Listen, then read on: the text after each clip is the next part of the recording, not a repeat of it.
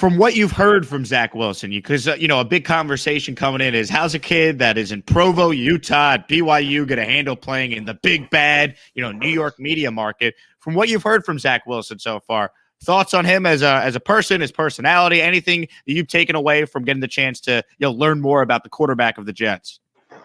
Yeah, let me say this first. I apologize if you hear noise all of a sudden. I live outside, as you know, and it just started pouring. So I'm going to mute myself while you're talking. I'll do my best. So I do apologize. But let me say this. Like I was very objective going into the draft. I liked Zach Wilson, but I didn't love Zach Wilson like a lot of other people did. I liked Justin Fields. I even liked Trey Lance. And if we were considering a trade back with a Mac Jones kind of a thing, I didn't hate that, depending on what the return was and all that. But the fact that Zach Wilson is the guy, obviously I'm going to root for him, but since he's been here, I have to tell you, I love the way he's handled the media. I love the little sound bites we get from him. I love that he's hanging out with his offensive linemen. I love that he's out to dinner with his receivers. I love every single thing that he's put out. And here's the difference. I liked Sam too, but I always felt like Sam was a nice guy. I'm not getting that from Zach Wilson. I think he's a good guy, but I feel like he has more of an edge to him, that little bit more of that competitive fire. Like Sam, the California kind of laid back and everything. And that's not to say anything negative about Sam, but I never felt what I'm feeling from Zach Wilson from Sam Darnold. And I think that might give him that little edge with the type of area and market that we are. And I've loved everything about him. I'm very happy it's him now that I see him here. I think it's a slam dunk, quite frankly. GreanBean, did I make a mistake purchasing this already, or am I in good shape with my Zach Wilson number 2 jersey here? Well, hey, look, you got at least 3 or 4 years with it, right? It's funny. I actually will not. I refuse. I refuse to buy a jersey. I give it to you, man. I really do. The one time I broke protocol and bought a jersey was when we went with the new uniforms. And that night they had a deal, and I bought my son a Sam Darnold jersey. My exact words were, Sam's going to at least be here for 5 to 10 years. 3 years later, that jersey's toast. So I get nervous. I wear Mo Lewis. I wear Mark Gastineau. I wear Freeman McNeil. Those are my guys. I feel safe. But I think, hey, man, good for you. I applaud that function.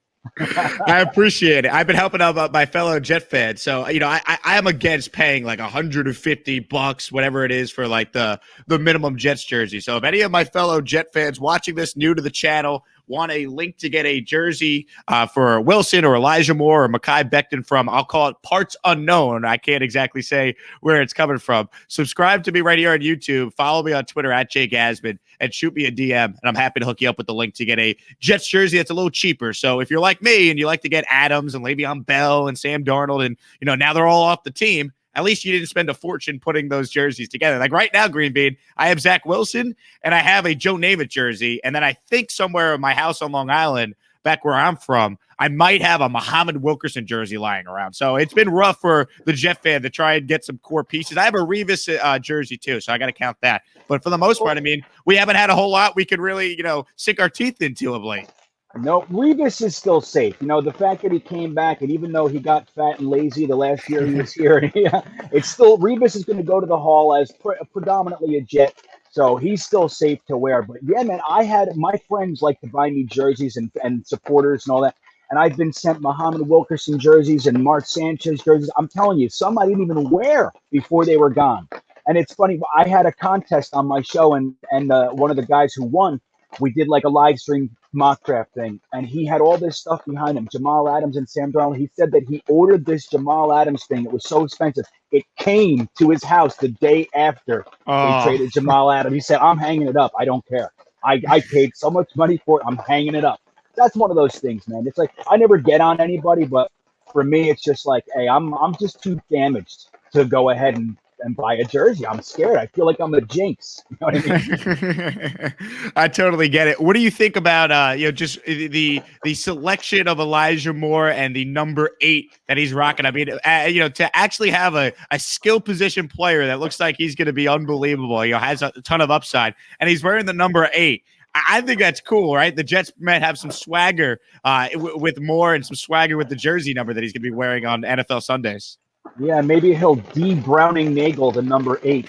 So that would be nice. But like, look, I'm an old man, right? Like, I'm leaning towards being a phobie. So it's like I struggle with the new changes and all that. So I do. I mean, I'm like a grumpy. I'm like, just keep it the way it goes. But I do think that having a guy like Elijah Moore is fantastic. I'm a big fan of what Joe Douglas did, and I've been saying it for a long time. I love big, strong wide receivers that can jump and block. I like hands catchers, I like high pointers, and I like guys like Antoine Bolden and Steve Smith that'll clean your clock for the running back. I love that. Joe Douglas, every single wide receiver he's brought in here prior to Elijah Moore has been 6'2" and above. Every single receiver that he brought in is known for blocking. So he's set that up to have the underneath for a guy like an Elijah Moore or over the top. It's perfect.